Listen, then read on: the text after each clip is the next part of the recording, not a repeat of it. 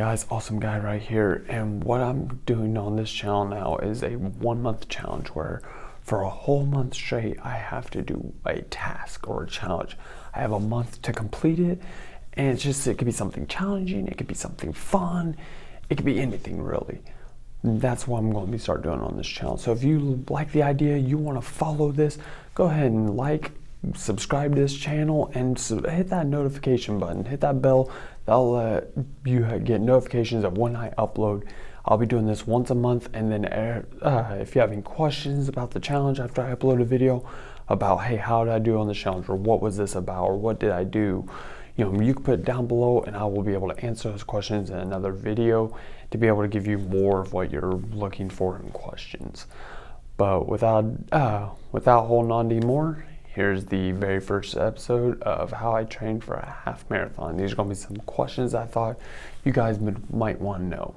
Sorry there's no footage because this was just off the top of my head. I just thought about doing this, so I can't give you me running down the road or anything like that, but I'll answer some questions that I think you might be interested in knowing how I did it, or why did I do this challenge, and stuff like that. So without doubt, here we go. Challenge was how I trained I had 1 month to train for a half marathon. As long as I ran the 13.1 miles, it didn't matter the time, I had to train for it. And so I did accomplish that. It took over 22 days. I hit the final mark. I'll post a picture here of what my result was on the 22nd day. But over 5 practices, over 22 days, I hit the 13.1 mark, and it was exhausting.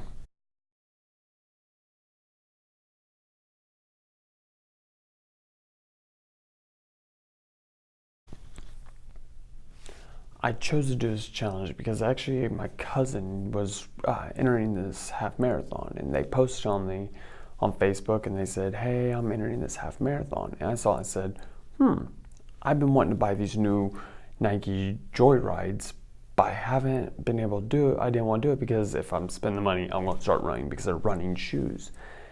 And so I was like, all right, now I have a reason to buy these shoes just because I'm training for a half marathon. And then after reading the reviews on the shoes, when they finally released, they were more of a recovery shoe and not an actual running shoe for training or anything like that. And I was like, well, I'm already signed up for this half marathon, so I kind of have to deal with it and complete this task. So pretty much I have my cousin to thank for signing up for this half marathon and Nike Joyrides, because I wanted the shoes and they weren't good for training, they were good for recovery. So that's why I chose this challenge.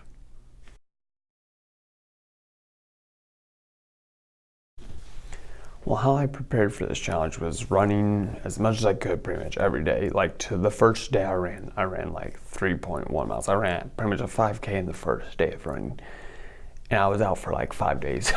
My legs had a long time to recover from that. My feet were hurting. It hurt to walk, and my job consists of walking, so it was a nightmare to do this. But then also I changed my eating habits, and I strictly went down to turkey and other foods like that, having scrambled eggs for breakfast, just strictly cutting out all the stuff I would normally eat. I cut it all out and just started eating very healthy.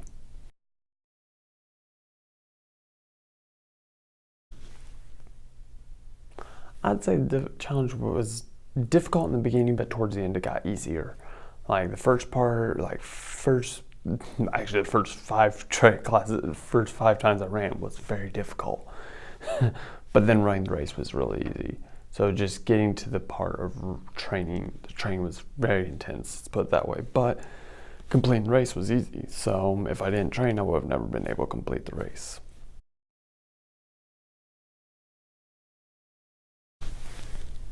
It took me 22 days in full, with including rest and all that, 22 days to complete this challenge.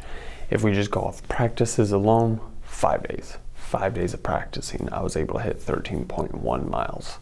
And my time when I finished was 3 hours, I think, just under 3 hours. And going to work that night was horrible. my feet regret that day.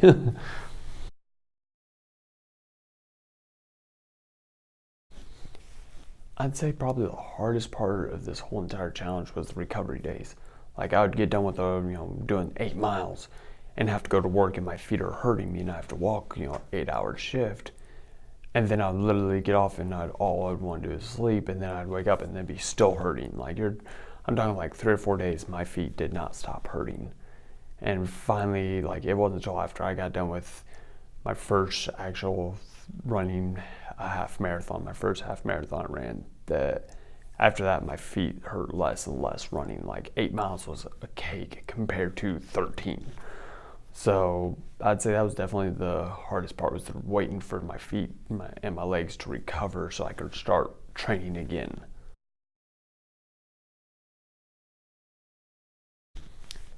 I'd say the easiest part of the challenge, besides literally signing up for it, was probably eating. The diet wasn't that hard. I chose food that I knew I'd like, that would be very healthy for me. Changing my diet wasn't that difficult. It was, I don't know, I just loved food. So I'd say I was definitely, cooking was a little bit more challenging because I had to learn new recipes and stuff like that, but it was still all in all pretty easy was the cooking.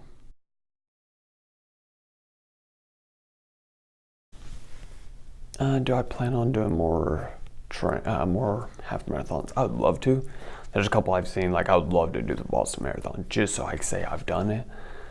But I don't plan on, as of right now, signing up for another half marathon. I've actually haven't ran since that half marathon race, because I did sign up for a half marathon. I haven't ran since then. Probably I'm going to wait till warmer weather to go back out running again. I'd love to do like at least a 5K a day running, maybe. But as of now, I don't have any plans to continue half marathons. But maybe in the future I will pick up half marathons again, because it was a fun race. I had a blast.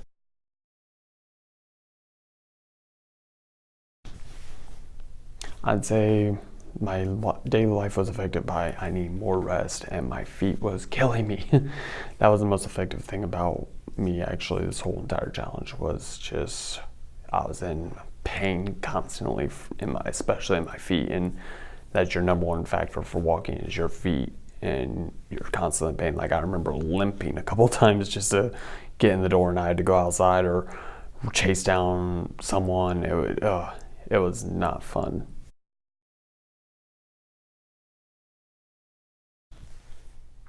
I feel actually great after completing that race. Like it was a great feeling. Like I was actually shocked that I was that close to the finish line, and once I got done, I was like, this is good. Like I had to go to work after that. My feet actually hurt more, but I enjoyed it, and I definitely do not regret doing this challenge. Like it was just fun, and I enjoyed it. I'm glad I was able to do it and complete it.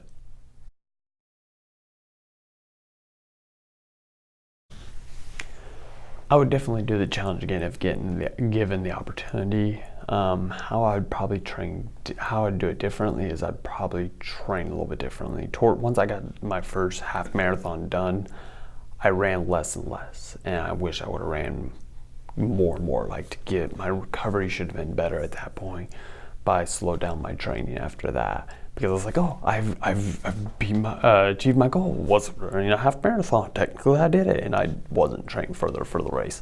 So I'd say if I did anything differently, it was continue training until the race.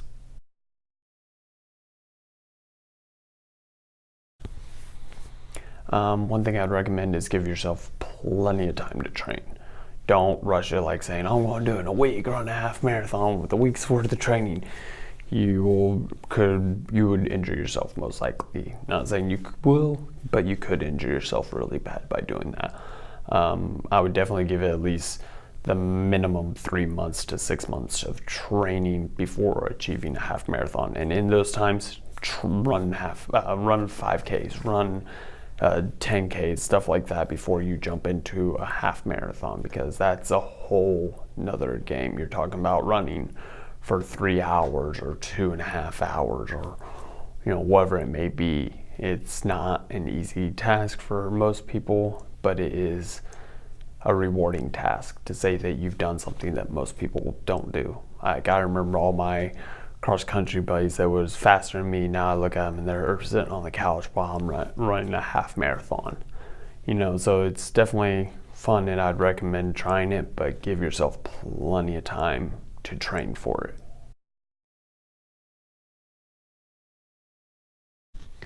Some advice I'd give is, one, pace yourself. I can't pace myself in running, so when I ran that half marathon, I literally just ran. There were times where my miles were slower than others. I didn't have a consistency running, I just ran. And that is the worst thing you could do for a half marathon. That's 5K strategy there, and I'm doing half marathons with a 5K mentality. So I'd say definitely pace yourself, don't push yourself. Also, you know, eating could affect your training, sleep affects your training. So literally make sure you get enough sleep and you eat just right, and your training can go the next level if you do those two factors. But also don't push yourself to injury. You know your limitations and listen to your body when it's saying I'm in pain. You know, so that's one thing I'd recommend there. All right, guys, and that's all the questions that I could think of that you might be interested in. If you have any questions yourself, or you think, hey, what about this? Go ahead and ask it. Put it in the comments down below, and I'll read the comments and be able to post another video, giving my thoughts or my answer to your question to my best knowledge. And stay tuned for another 2 weeks, for I'll be posting another video, a trailer about what I'm working on next. And it's going to be one I already regret. I already know I would rather train for the half marathon than what I'm doing next, but it's a challenge to me. So stay tuned for the next video.